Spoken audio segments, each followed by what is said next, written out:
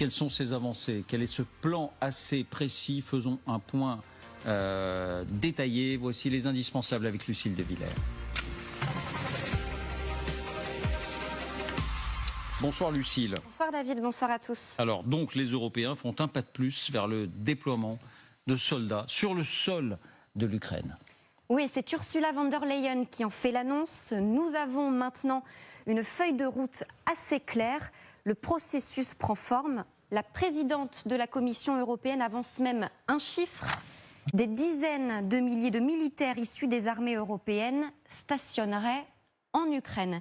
C'est donc ce plan-là précisément qui sera discuté, travaillé directement avec les dirigeants, jeudi, à Paris, avec Emmanuel Macron, Ursula von der Leyen elle-même, Keir Starmer, le chef du gouvernement britannique, Volodymyr Zelensky est attendu également, ainsi qu'une vingtaine de pays en visioconférence.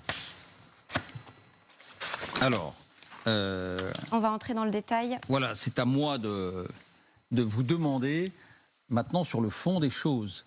Dans le détail, qu'est-ce qu'on sait de ce plan? Je signale qu'à l'instant, c'est ce que j'étais en train de regarder.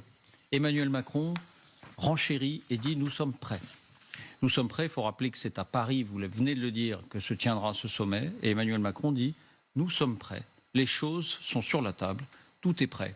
Alors, dans le détail, qui en Europe a finalement donné son feu vert formel pour l'envoi de troupes? Eh bien, l'Europe assume clairement l'idée d'un continent à deux vitesses. À ce stade, dans le camp des oui, la coalition des volontaires regroupe 6 pays. La France, bien sûr, dit oui pour 5 à 10 000 soldats d'après la presse britannique. Avec elle, la Grande-Bretagne. La Grande-Bretagne en enverrait quelques milliers. S'y ajoutent les 3 pays baltes, Estonie, Lituanie, Lettonie, et la Belgique, avec quelques centaines à 2000 hommes chacun. Ces 6 pays ont bon espoir de devenir 9.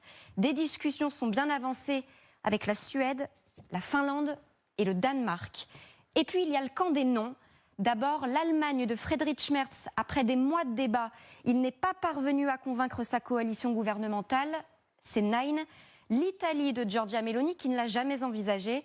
Souvenez-vous, il y a quelques jours, Matteo Salvini lui-même interpellait directement Emmanuel Macron sur le sujet, lui disant, je cite, d'y aller lui-même et avec son sac à dos. Ou encore la Pologne qui a toujours dit non, elle aussi pour des raisons historiques et en l'occurrence des guerres passées avec l'Ukraine. Et bien sûr les pays dits alliés de la Russie, la Hongrie, la Slovaquie, la Bulgarie. Viennent enfin le camp des soutiens qui n'enverront pas de troupes. Les Pays-Bas, l'Autriche, l'Espagne. Quel serait ce soutien? Des armes,